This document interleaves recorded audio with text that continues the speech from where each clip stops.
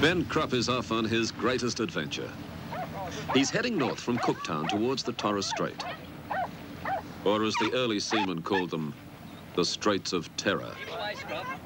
For Ben's crew, Lynn Patterson, Wally Gibbons and Ron Bell, it's a time of relaxation before the hard work ahead. These fish are being caught on the troll line. They'll be useful as food for the crew or as bait for other fish. Scruffy believes he's helping, but he's so excited he's only a hindrance.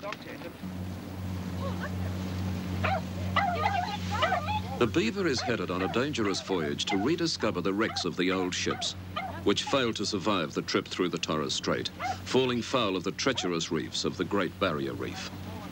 So many ships were wrecked in this area in the 18th and 19th centuries that this stretch of coast became known as Castaway's Coast, where sailors lucky enough to survive the seas and sharks faced a horrendous journey back to civilization, running the gauntlet of headhunters, pirates and unfriendly aborigines.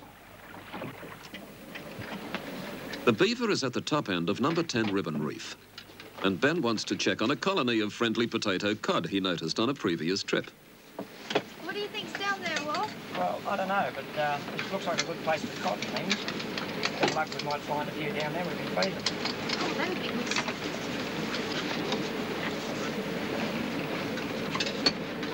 It's also a good time to check the diving gear.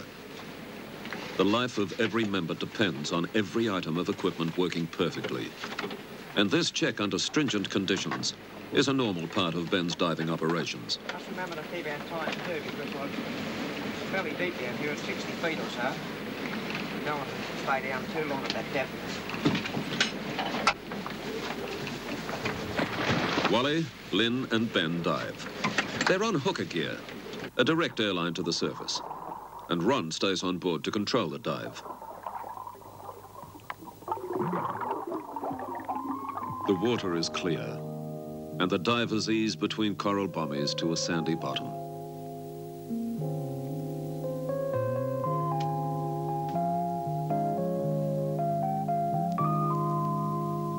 There are fish everywhere, peaceful fish waiting to be cleaned.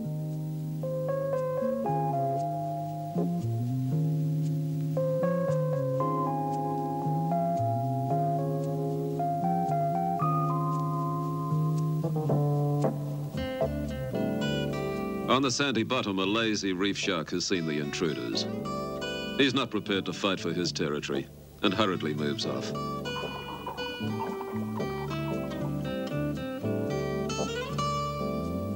Here's a giant clam, one which has escaped the Taiwanese poachers who kill these clams for food. That mussel that is so loved by Japanese gourmets pulls the two enormous shells together.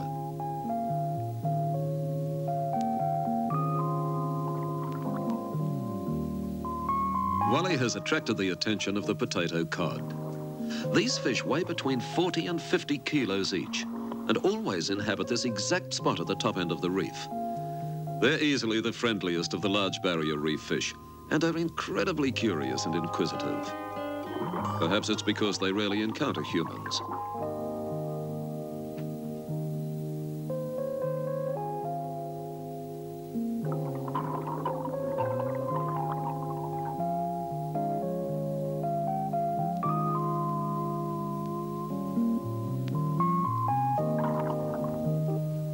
Wally decides that he'll attempt to hand feed these giant cod. But first, he must catch them a meal.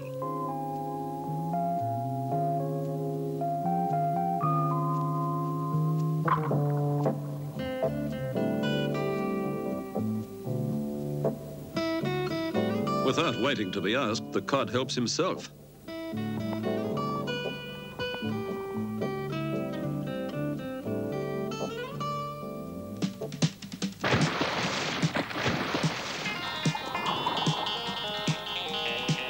Spearing fish proved too slow to satisfy gluttonous appetites. So Wally takes down a big bag of all those prized game fish.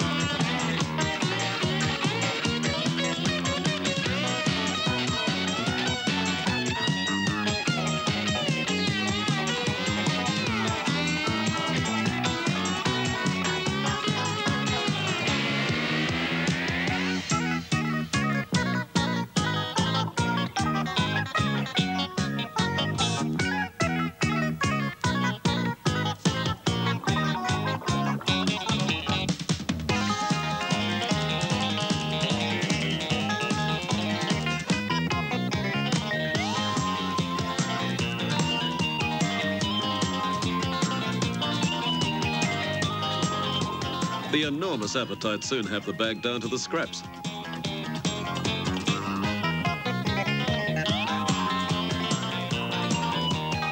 Now the cod becomes choosy and so beautifully friendly and eager to play.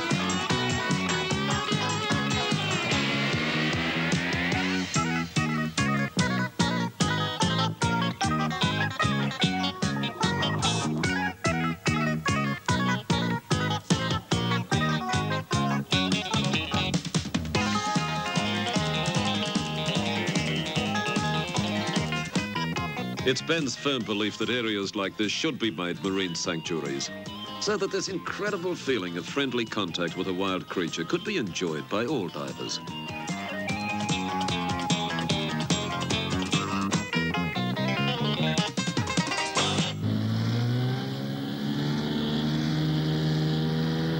Beaver has moved on to Lizard Island, a popular holiday resort, even though it is so remote. They've called in here to take on fuel, which they must have for the journey ahead.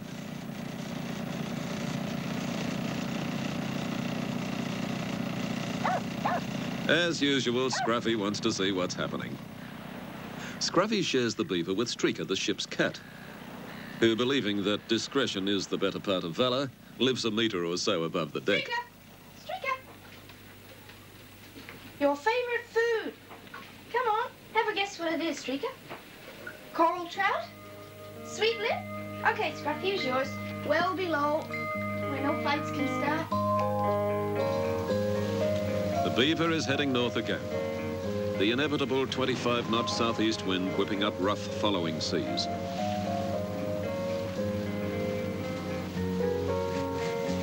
Flinders Island.